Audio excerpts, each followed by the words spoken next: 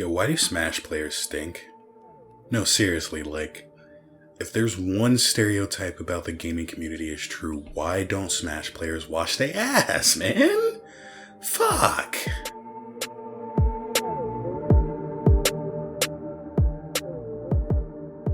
Welcome to the Makk Nero Monologues. It's me, Makk Nero. And we're gonna start off by talking mostly about some a little more personal, just a little personal experience here, telling some stories. And we're going to talk about how I went to NorCal Regionals in 2015. So, NorCal Regionals is a fighting game tournament, sort of. Well, I guess it is. It is. So, what that means is that when it came to like the bigger fighting games, and it came to like big tournaments, like the biggest fighting game tournament of like the US, right, is called EVO. And in order to get to EVO, you don't just show up and say like, "Hey, yo, nigga, I want to compete." There are some things that you have to do in order to get there. And if you're in the tournament scene, you know, there's like, maybe you can just show up and say, "Yo, I want to be at EVO." I don't know. I've never entered. I could be fucking wrong as hell. But to my knowledge, you can't just show up and be like, "Hey, yo, I want to be at EVO." But what you do have to do, you typically are going to be someone who's known in the tournament scene. And you sort of make that known by competing in smaller tournaments. So you do little local ones, right? Where it's like, it might be some niggas in your city. Then you might do one where it's for niggas in your state. And then you might do one where it's like, you know, some niggas across a couple of different states or whatever. And so NorCal Regionals, obviously Northern California Regionals, if you're kind of from that area, that's where you end up at. And I think like we also would pick up like some other Pacific Northwest people, but don't quote me on that. So I go to NorCal Regionals and I'm seeing a lot of like really famous players live for the first time. Like I'm seeing people who like I'd only heard of who played Street Fighter and Marvel and Tekken and all this other stuff, where it's like, damn, these niggas just are built different. And for the most part, like there's people, but like just watching them play and watching them operate, it was just really, really cool. And just kind of watching like, you know, people who are legends exist. It's like meeting someone, it's like meeting a celebrity, but in a nerdy way. And it was just something that I really appreciated. And all of them were like, there's kind of some about them, you know, some of the people who are on teams and have their like gaming jerseys or whatever, there was a bit of professionalism around them and all that. They just had an aura, you know. And then Smash happened.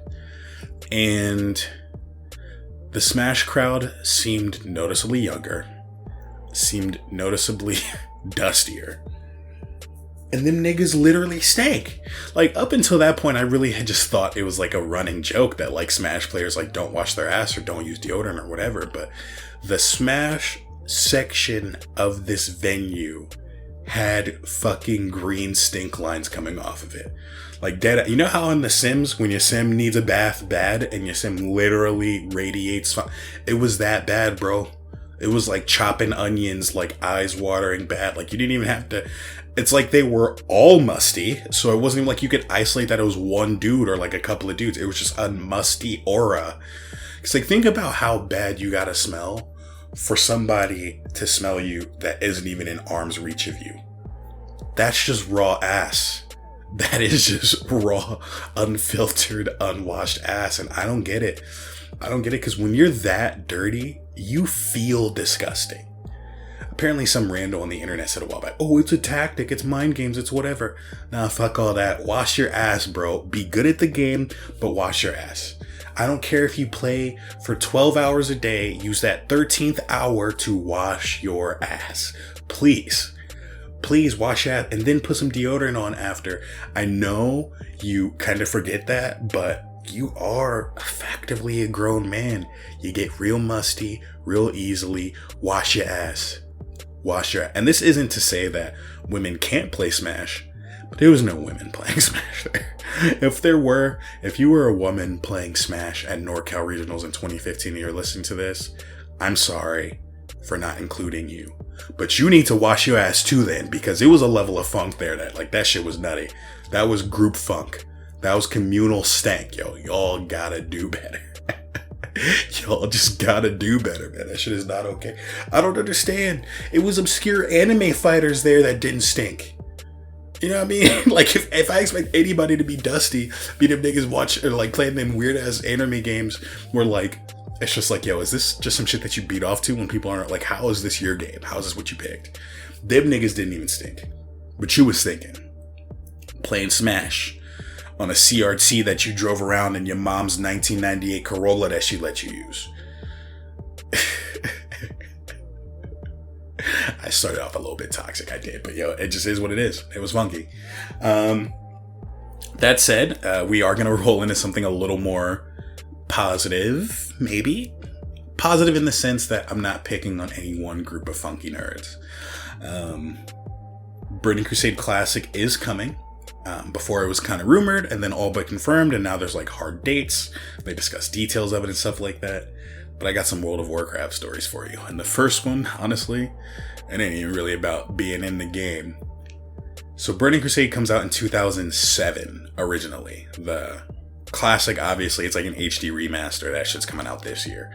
But the original game, damn near 20 years ago, came out in 2007. I was in middle school? Yeah, I was in middle school still. So I was in middle school and I didn't drive. I had to rely on my parents to go take me to Best Buy to go get the game. And it was... So we're in this Best Buy, right? Mind you, my parents would take me after they got off of work and got home, and they used to commute. So we get to this Best Buy at like 6 o'clock, 6:30, right? The evening's pretty much done.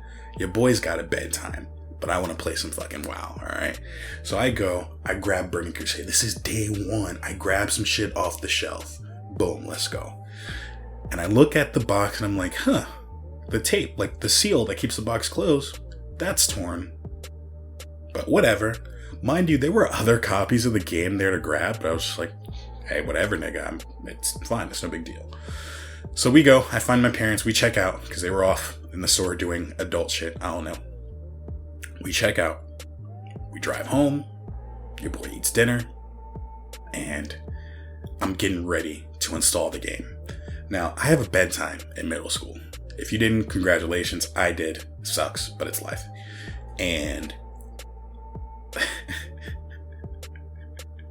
Okay, so back in the day when you would get a new game for PC, especially if it was like an RPG or an MMO of any kind, new game expansion, anything like that, these bitches had to install, and they took a while, because a lot of times it wasn't just the installation, it was an installation off of discs and then an update. Because this was also that era when like games were getting big enough to where they weren't fitting on one CD. So if you didn't have like a DVD drive and you're still using CDs, you had to pop like 4 discs out this bitch to install the fucking game. So I get home and I'm like, hey yo, let's go. This bitch gonna probably take all night to install and I'm gonna only get to play for 17 minutes, but fuck it, those are my 17 minutes. I'm here for it. I go home, I go to crack this box that, as I mentioned before, the seal is gone. I gotta crack open this box and there's nothing in there but a fucking instruction booklet. And then I think there was like, I don't know, like a little caution thing in a foreign language. I don't know. There was no discs in there. There was no Burning Crusade in the Burning Crusade box. I had been bamboozled. My night had been ruined. Now, I knew my parents were not going to go back out. I knew it. I knew it from the bottom of my heart, but your boy was desperate. He tried. Hey, so, or however the fuck I talked back then. The game's not in here. Can we go back to Best Buy and switch it out? I'm almost positive my dad laughed in my face. And my mom was just kind of like, no, we'll just get it next time. And that shit just kind of ruined my night. I wanted to be there. Boots on the ground. Slaying mana worms in the Blood Elf starting area. Day 1, launch, Burning Crusade, I'm here for it. Blood Elf Paladin. Still being trash at the game. I didn't get to do it. I couldn't install the game. Couldn't do shit. That shit fucked up my whole night. I remember just sitting there, like, I didn't play anything else that night. Because I don't want to play vanilla WoW. Gross. I don't want to be the only bum nigga without the expansion when everyone else is out doing the new shit. And then I didn't want to play anything else because that's what I had my heart and mind set on. So I just had to sit there and be sad about it. I really don't remember what I did that night.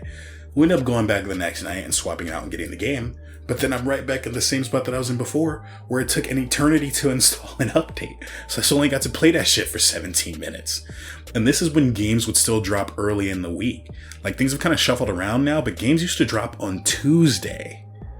Which, when you're like a kid, Tuesday is the school week. You don't really get to crack that bitch open until Friday. Like, you can play a little bit, but you're not about to know life some shit until Friday. So it was just so greasy, bro. By the time I got to play, it's like, it almost sucked the wind out of it. You know what I mean? I still played, I still put my time in, I still was exceedingly mediocre at the game, but the vibe just kind of wasn't the same because I wasn't there when it was like super duper duper hot at the launch and all of that. But that was how I fucking started Burning Crusade in 2007. And so now with Burning Crusade Classic coming out, and sort of having that bit of nostalgia in very unique ways, also in-game ways as well, there's that sort of acknowledgement where I still think Burning Crusade is the wrong move. It's the easy move. It's the license to print money move, but it's the wrong move. And I also want to talk about how Blizzard is doing shit that is really like ripe for problems. So the first part is they announced that they're going to be doing server splitting. So what that means is, well, you're going to be able to clone your character. Let me be clear. So right now, imagine a game, even if you don't play WoW, imagine any game that you ever played that's had like expansions or add-ons or whatever. And imagine that there was a version of that game that you could continue to play with no expansions or add-ons. And then there's a version of the game that continues through with the expansions and add-ons. You dragon? So what they're going to let us do is you can take your character that you have now and you can clone them over from what is a progression server that's going to go on to BC, Burning Crusade, and clone them to a vanilla only server, just regular classic. And that way they can stay in a world that's never going to progress past the vanilla game. That seems like a good idea on paper. But something about that can be exploited. I just know it. I can't quite see it yet because I'm not a super exploity nigga.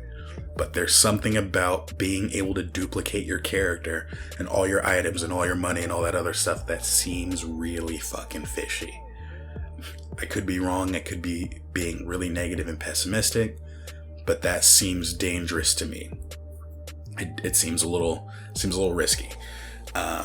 But hey, it could also be the perfect thing to have where like some people are happy with, hey, we just want to play vanilla and we live here. And some people want to play not vanilla. I think splitting that player base is going to be messy and one of them is really going to suffer. But again, I could be very, very wrong about that. The next thing that they're doing that I don't enjoy at all, like this is 1,000,000% a problem in my book, is that they're offering level boosts. So they're touting it as convenience. Hey, you want to go play Burning Crusade with your friends, but you didn't play vanilla? Check this out. We'll give you a one-time, one per account level boost, or it'll boost you up to level 58. For people who don't know, level 60 is the level cap of the vanilla game, and the expansion bumps that to 70. So if you buy the boost, that puts you at 58. You're ready to do both in-game and vanilla, and start on the expansion right off rip. All you gotta do is swipe your card. No, Blizzard, you're not slick. Blizzard, talk to me. Blizzard, let's have words. This is not something that you're doing out of convenience. This is not something that you're doing because you want more people to experience in-game content. This is not something that you're doing because you want people to get to the expansion content faster. It's not. You are trying to get more money. This is low-hanging fruit. This is a cash grab. This is the shit that we play Classic to avoid. Retail WoW, current 2021 WoW, that's on expansion fucky fuck that I don't care about, has level boosts. It has all these other convenient features that have taken the fun and effort out of the game, because for most of it, you can just swipe your card. When you don't swipe your card, it's just not fun. It's mindless. We play the old version of the game, or well, the renewed old version of the game, because there's something about it that it offers that the new version doesn't. But you can't monetize that, can you? You can't get paid unless you offer up some bullshit. So you just slip it in there like it's a convenient little thing that you can just buy your way through all the vanilla content. That's fucking nutty, and it's not okay. It's not okay. Part of the experience of any RPG, you create a character, you go from being dusty to being vaguely competent to extremely competent. You have that feeling of like, damn, that mob gave me trouble back in the day. Now I can one-shot it. You run into this situation where it's like, damn, this dungeon whooped my ass before, but now I know it like the back of my hand. You have that experience of like growing and getting better and learning your class and like learning your community and getting involved in it, and like people know you for what you do or what you don't do, and you join your guild, you do all that stuff. But that's stuff that has to be built into. And I'm sure that, you know, a lot of people who are going back to play this game that came out in 2007, most of us have played it. Most of us are veterans. Most of us are not going to be in a situation where this is all new to us. And we're not going to be blind about that, or blind when it comes to that. But this is still something where I think that you have to maintain what it was. Like, I do think that there are things about the older game that could be changed, right? So in vanilla World of Warcraft, you can't change your character's hair. Whatever your fucking haircut is, you're stuck with that forever. Add the barbershop back. That's fine, right? That's not game breaking. That's not taking away from the spirit of what we play this game for. But a level boost does that. And a level boost, even though for most people, well, not for most people, even though it could be intended for people who are veterans who just want to hop in and play this content and get as close to or as quick to level 70 as possible and just do in-game BC shit, a lot of it is going to be people either A, skipping content, or B, honestly, exploiting something, or C, it's just going to be like a lot of, I don't know, I just think it's going to hurt the game, it's going to hurt the economy, it's going to hurt the world. Something's going to be wrong there. And I don't think I'm overreacting with this one. With the character cloning, I might be off, but I think this one, I don't think this is just being an old hating ass nigga who's stuck in nostalgia. If you want people to skip your game, there's something wrong there. But we'll see. It just kind of brings me back to a story from when I was playing World of Warcraft in high school. So as I mentioned, I played World of Warcraft off and on since middle school. I think I started in like 05, 06. Fairly early. I started, not at the very beginning of vanilla, but I started fairly early. And I do have a love-hate relationship with the game. I do. But anyone who knows me, I got a love-hate relationship with damn near everything. I got something bad to say about almost every game these days. Anyway, me and a couple of high school buddies were playing, and we were playing with like a couple of random people that we met. And that's another thing that gets taken away when you add these convenience features, is that like, I'm not gonna, if you just automatically populate the group for me when I go into a dungeon and then those people disappear, I'm not gonna make friends. I don't know these things, I don't care. We're just gonna show up, do a job, and bounce. In some cases, these people aren't even on the same server as you, so you're really never gonna see these niggas again. It's like a whole fucking thing. And so one of my fondest memories of World of Warcraft is like, not only is it me and a couple of people that I know plus some randoms doing a dungeon, we're doing one of the earliest level dungeons in the game because we're just kind of like fucking off and having a good time, but we're doing something that if we had level boosted, we wouldn't have been able to do. And so we're doing this dungeon, and most of us had done it before, but one of the people in the dungeon was new. Some girl, I don't remember her character's name, but just that it was some girl and that she was new, and so this was her first time ever doing this dungeon. So there are two factions in World of Warcraft, as I mentioned, and if you're doing one of the factions called the Alliance, their earliest dungeon is called Dead Mines. Basically, you go in and you stab a bunch of pirates up. You really just fucking do. And then after you stab up enough pirates, you get to a point where there's like this huge giant pirate ship in a cave, and you stab up some more pirates and you get the fuck out of there. So we're stabbing up pirates, doing our thing. And we get near the end. And near the end, when you're at like the last batch, when you're like going up this giant ship and you're dealing with all of like the bosses at the end, there's a spot that's like a glitch spot. And in this spot, enemies can't attack you. Now, you can't attack them back, but you usually go here for whatever reason things are going really, really left, and you don't want everyone to die. You don't want to wipe. So if you're trying to avoid a wipe, sometimes a panic jump to the wheel can save you. And so we explained to this girl, hey, like if we eat shit here, we're just going to say, hey, wheel, just go to the wheel and you'll be good to go. And we'll just kind of sort it out from there. We'll just kind of reset it and dump, get back in there. And at some point we're doing our thing, but we fuck up. I think we pull too many mobs or something happens, a patrol gets us, whatever. And we end up having to go to the wheel. Now, while this was happening, for the most part, this has been a super smooth dungeon run. We're all shooting the shit. And this chick is like talking about like how it's her birthday and all this other stuff, or like how her birthday's coming up or whatever. And like, we're just having a good time. We're like, oh yeah, happy birthday or whatever. We kind of fuck up this pull. And then we go to jump on the wheel. All of us make it except her. She goes to make the jump, misses. Now, if you miss this jump, the fall doesn't kill you, but literally every enemy will like stop focusing the rest of the team and focus you because you're the only one not in the glitch spot. So you're gonna die. And she goes to make the jump, misses completely. And we're all like in the chat, just like, happy birthday. Because like that was her gift, eating shit and dying tragically on her first ever dungeon run in World of Warcraft. Now, I'll admit, if you weren't there for that story, it's not necessarily one that hits like that, right? That's like a personal experience story. But that's something that we're seeing disappear with RPGs when they do stuff like this. When they add in all these features that are billed as convenience, which are really just a way to extract more money out of us and to keep us coming back for more bullshit. It just, you don't get a story like that.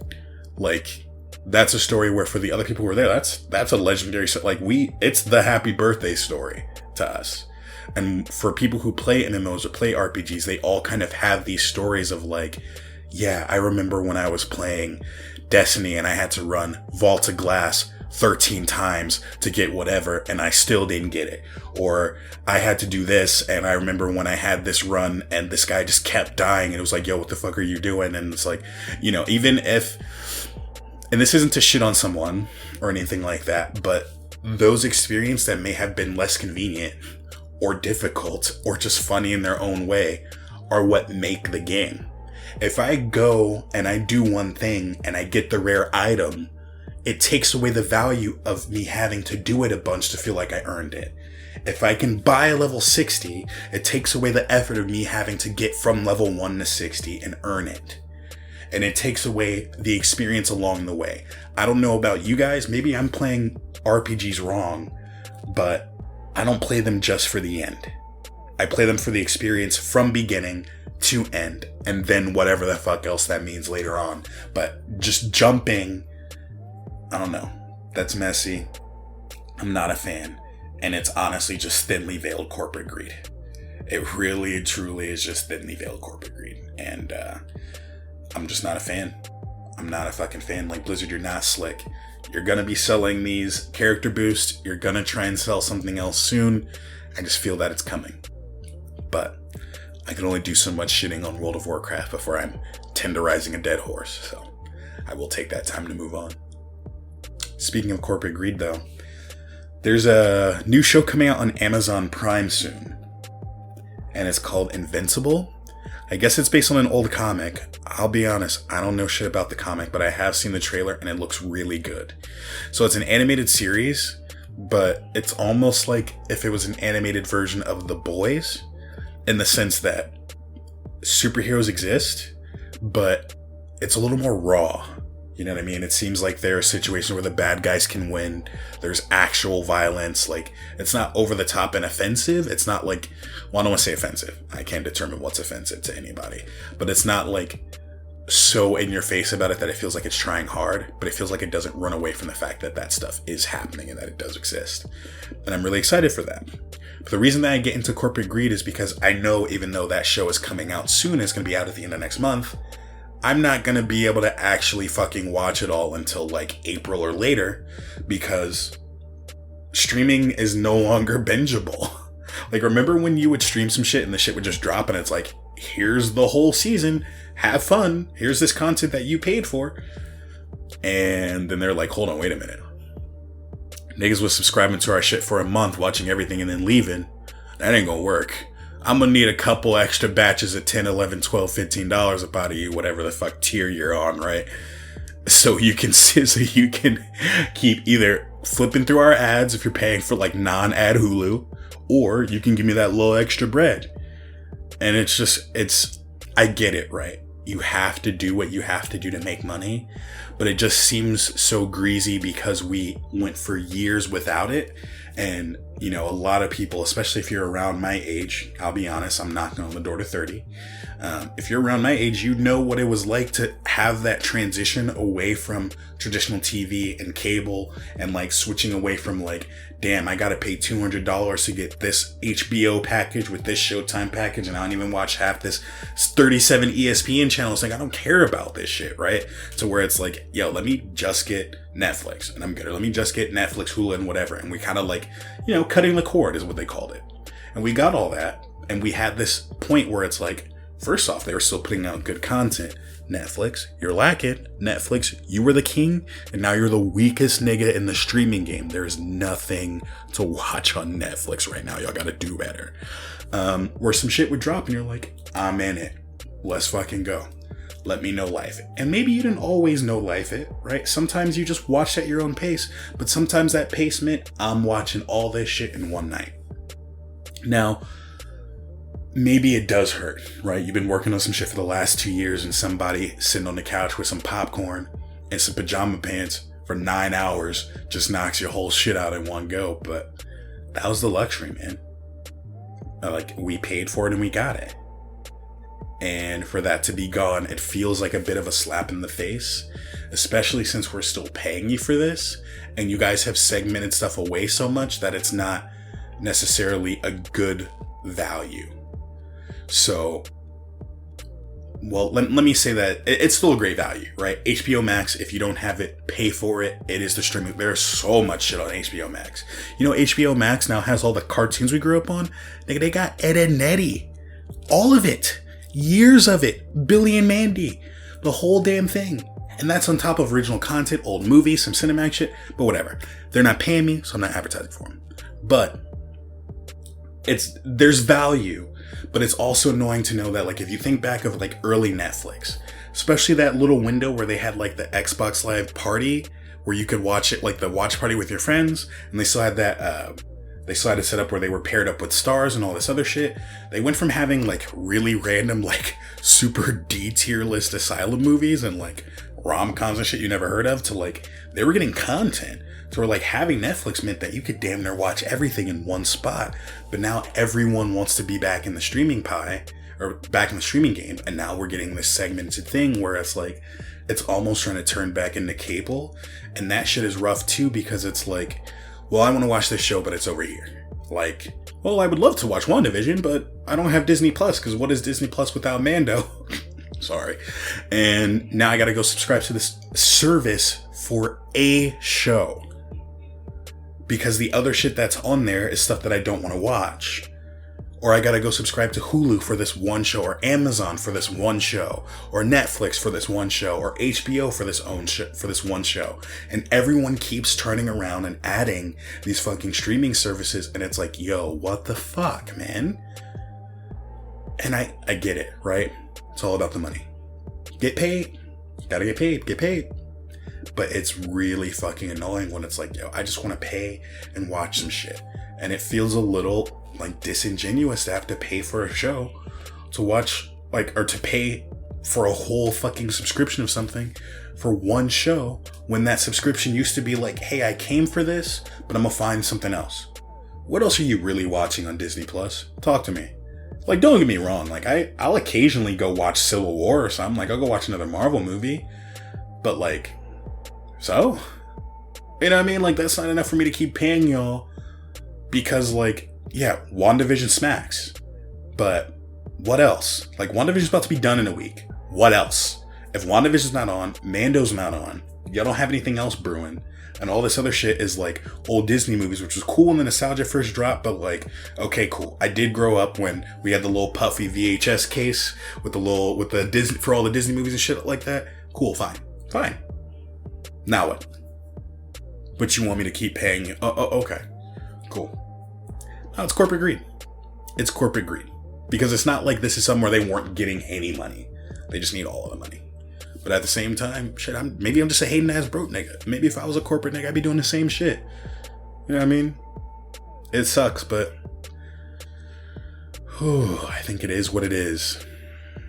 I think it is what it is. Transitioning away from corporate greed for a little bit. Well, I think I'm good off corporate greed for now. Let's talk about greed from your your next door neighbor, your brother, sister, non-binary, whatever pronoun they identify with, in arms, your fellow citizen, that person that you be in line with when you're just trying to get some bananas and some condoms, but they're just a little too close, but you're like, oh, I don't know if I want to say something. I just want to get the fuck out of here. Don't look at me. Don't judge my purchases. Yeah, that person.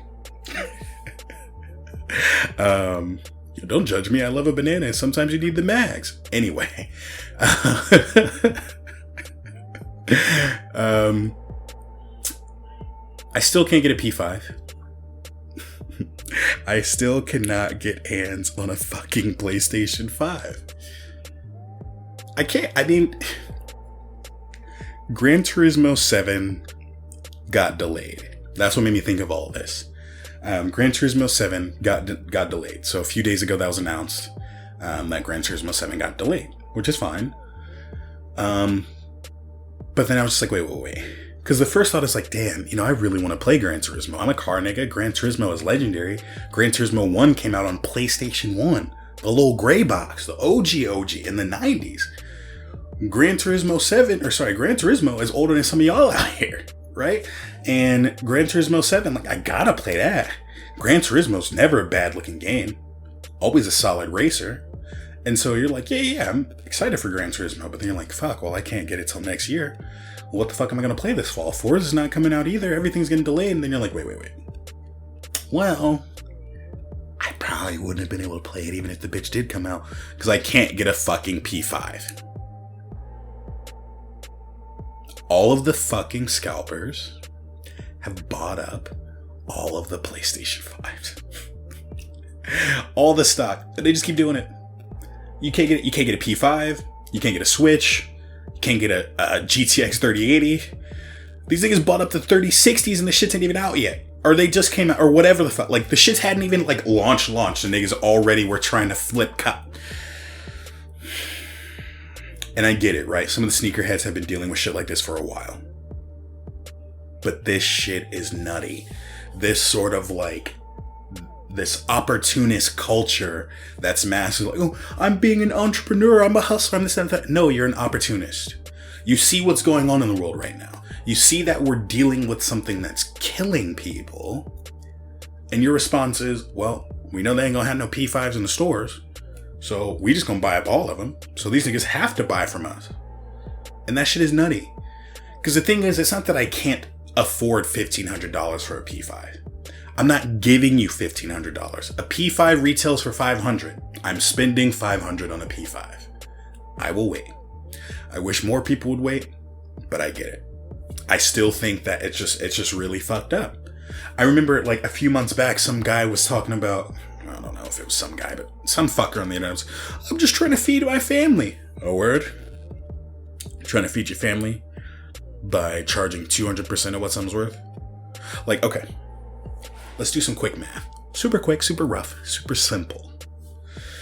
If one P5 is $500, let's say you want 100 of them things. 100 P5s, $500 a piece. That's 50 bands. Super simple math. Nice round numbers. Now, I don't know about you, but I don't have 50 bands liquid. Okay, so let's say we do credit.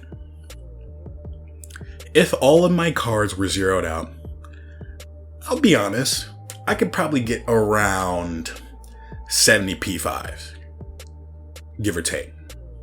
Max out my cards on them so I can flip them and, feed my family. Because apparently niggas' families subsist off of crab legs and caviar exclusively.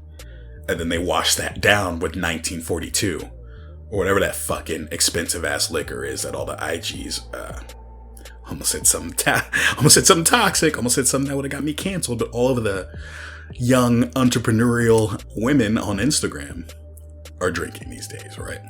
Or whatever the fuck is the flavor of the month. And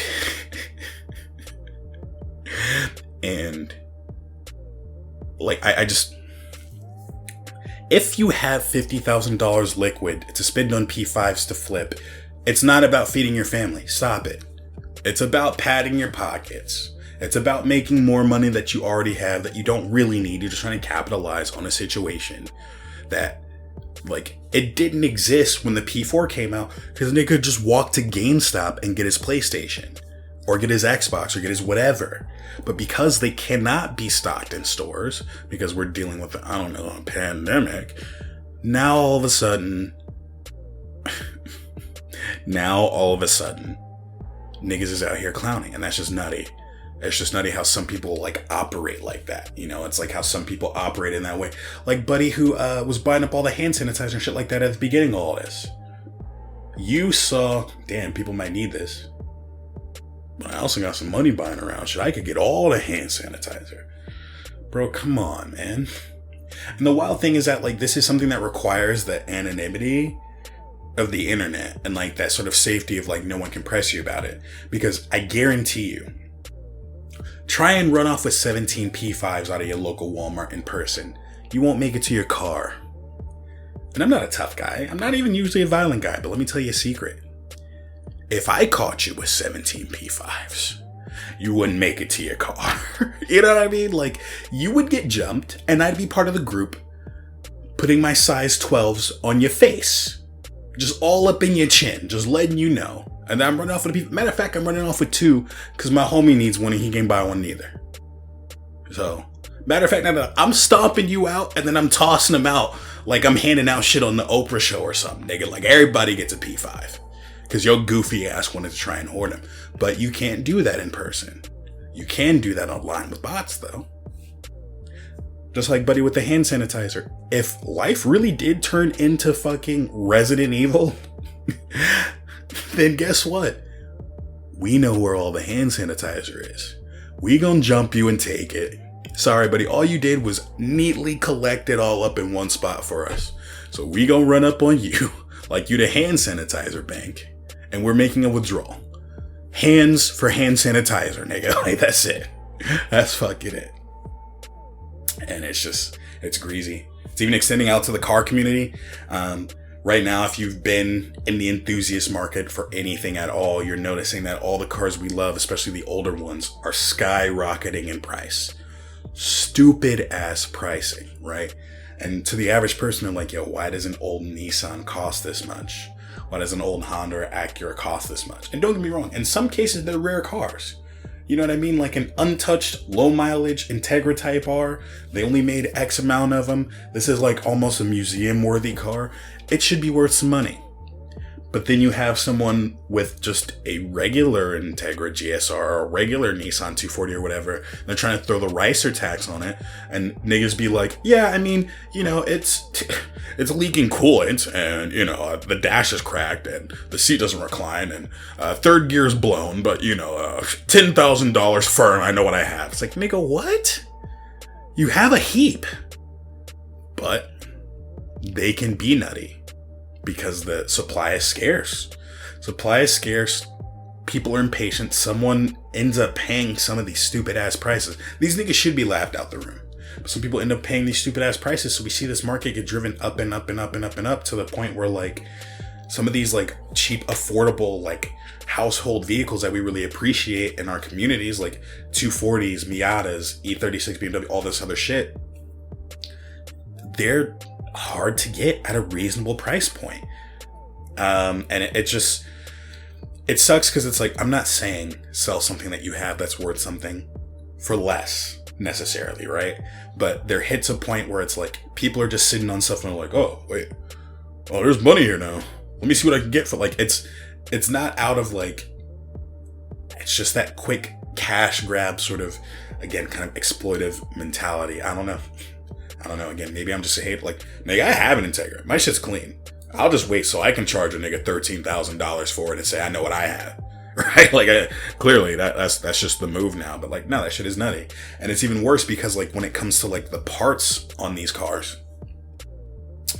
they're not made anymore for a lot of these older chassis, right? Where it's like some of the stuff, there's an aftermarket option, right? You don't necessarily need stock suspension because you can get aftermarket, whether it's performance oriented or you go get some fucking Monroe or whatever, some basic like OEM replacement type stuff. Is it as nice as the factory stuff? Not necessarily, but it functions similar enough to where you don't have to pay out your ass for used stuff or new old stuff sometimes. But then you run into things that aren't made anymore. Like in some cases, it could be as simple as like a door handle, a switch, dashboard, shift boot, like really random interior shit that just degrades over time. Plastics, rubber trim pieces, all that shit, it goes. Floor mats. But see, the thing is that like, okay, some of this stuff goes because they bought the car when it was just a car, right? Like in 1990, you didn't buy this Nissan because you thought it was going to be like a gem in 30 years. You just thought it was a Nissan. So maybe if you did something, maybe you didn't keep the floor mats, maybe you wore them down, maybe you broke something and replaced it or whatever, so you didn't think to keep those parts. But now that we're at this point where like some of these parts matter, like people are like, oh, well, I want $600 for this shift boot because they don't make them anymore. And it's like nutty shit like that. Or you'll run into something where like a part is discontinued, but dealers still have it. So someone will call and be like, hey, yo, I'm looking for this piece, this little random switch for the heater. How much does this cost? Okay, great. How many do you have? Oh, wow, you have 70 of them? You got 75 of them? I want all of them. Because they know that this is something that people are going to need. So they're going to buy it up at what is now a cheap price. So when people go looking for it, oh, I got one for you. Yeah, I paid $9 for it, but for you, I want 200 because you can't get it anywhere else. Because I ate up all the supply.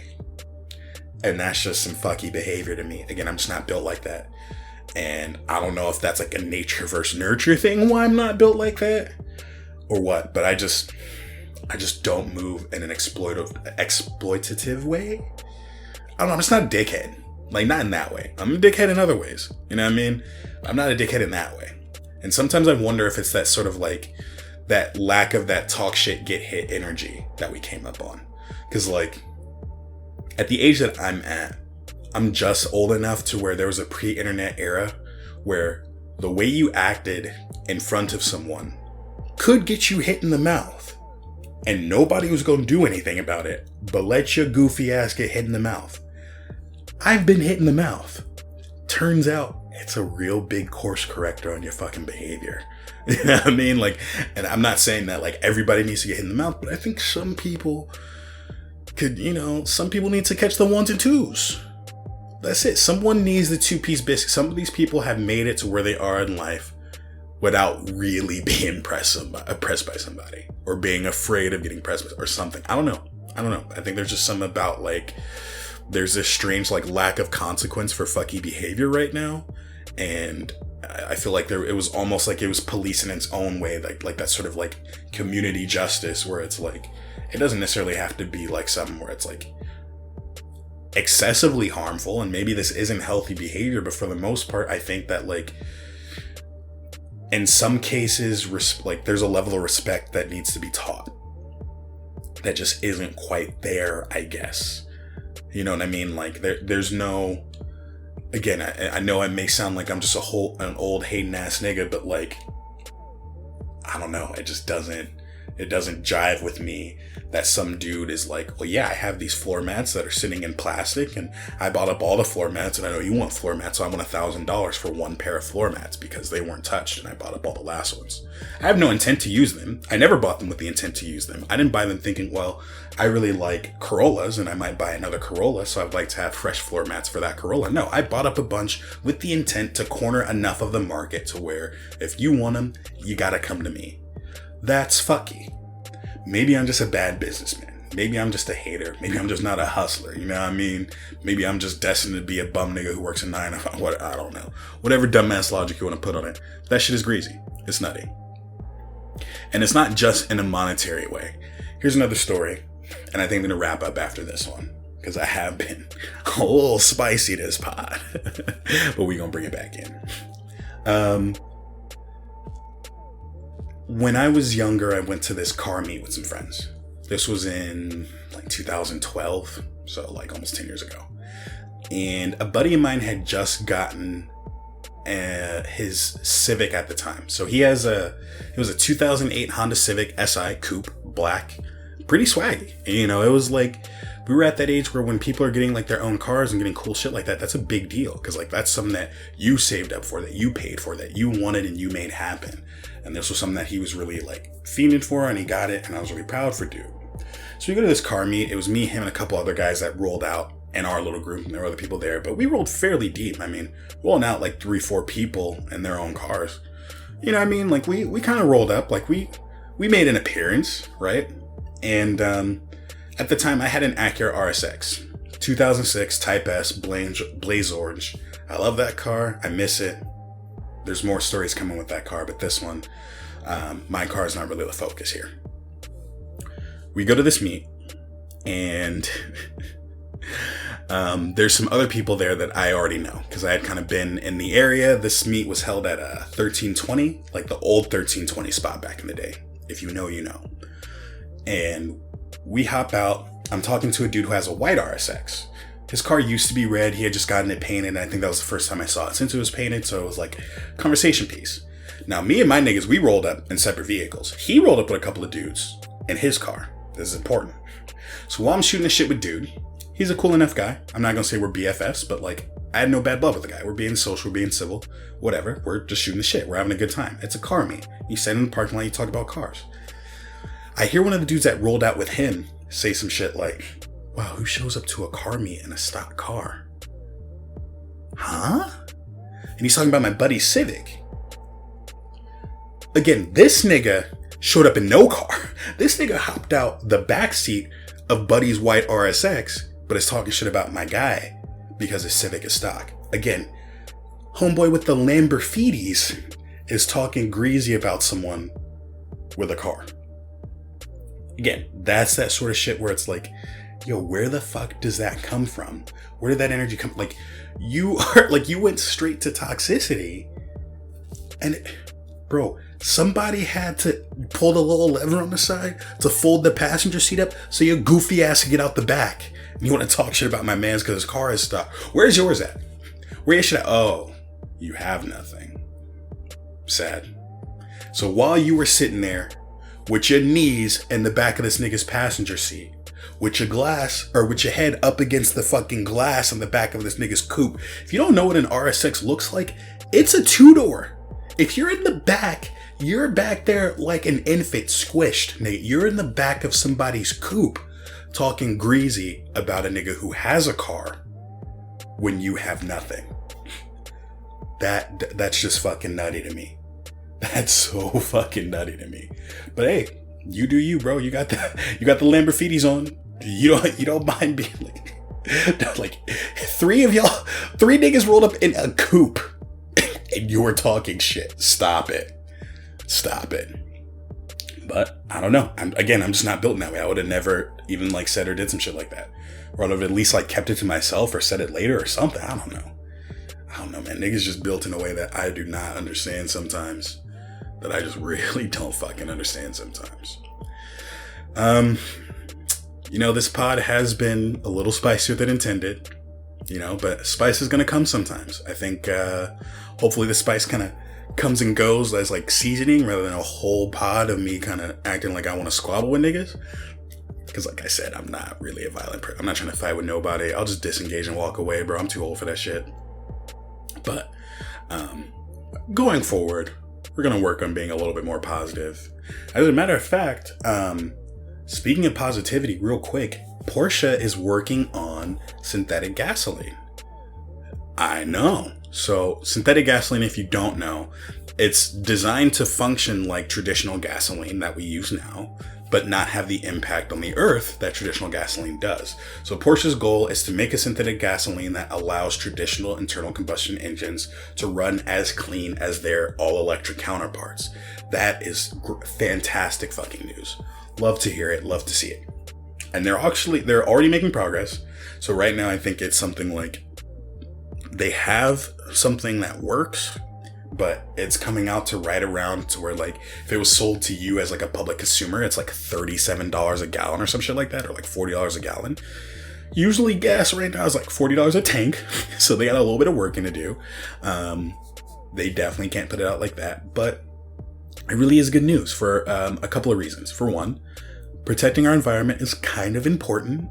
If you don't believe climate change is real, Texas literally froze, so get your head out of your ass.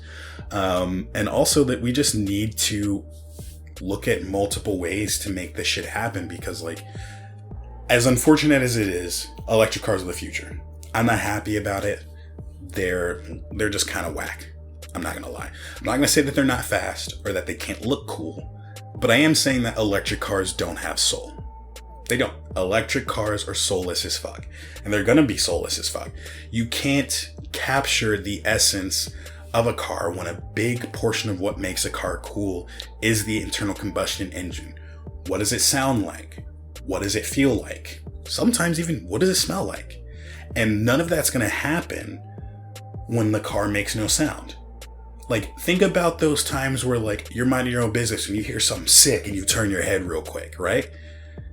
That's not gonna happen when some shit whizzes by sounding like George Jetson just fucking went by the Chipotle that you're sitting outside of eating your mediocre fucking Chipotle bowl that they fucked up, but you don't want to say anything about it, so you're just eating it.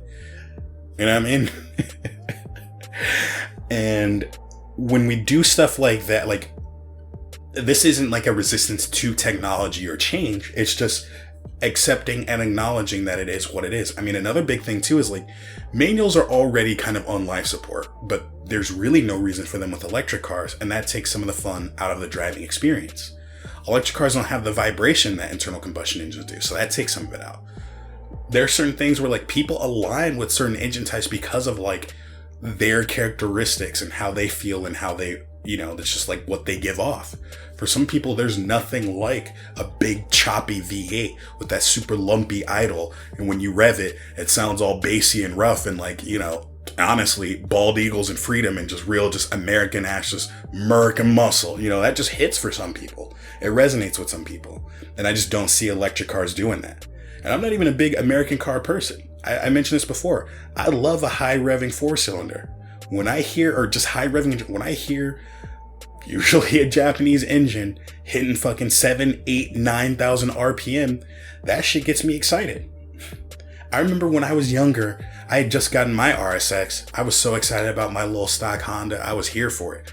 I pull up to this gas station in my old town, because it was the cheapest Chevron in town. Everybody knew if you want to get some Chevron on the low, you go to this one. And there's a guy there with like this 600 horsepower Evo. Now, I didn't know it had 600 horsepower, so I went and talked to him. But he's sitting there and it's idling, and that shit had some sticks in it, bro. That shit had some big lumpy ass. That shit did not sound like a regular Evo at all. I'm like, yo, let's talk about that. Just the sound of his car alone sparked a conversation that's not going to happen with electric cars. They're just not going to feel like that. They cannot. They can't. Call me a hater all you want. We're at a point right now where if you love cars, a lot of things that you love about cars won't translate to electric cars. There will still be fast ones. There are faster electric cars than some of the fastest internal combustion cars out there right now. There is. But think of all the shit that's cool about a car to you. Think about what has made a car, like, even just the way a car looks, even if you're not someone who's so hung up on engines and shit like that. Grills on cars are partially cosmetic, but they're there out of necessity. Think about it. Why does a Tesla not have a grill in the front? It doesn't need one because grills are designed for cooling. And an electric car does not need to be cooled like an internal combustion engine car does. So we kind of talk about how cars feel like they have faces. Imagine a face with no nose, or imagine a face with no mouth, Or, you know what I mean? Like, grills are very important to how a car looks as well.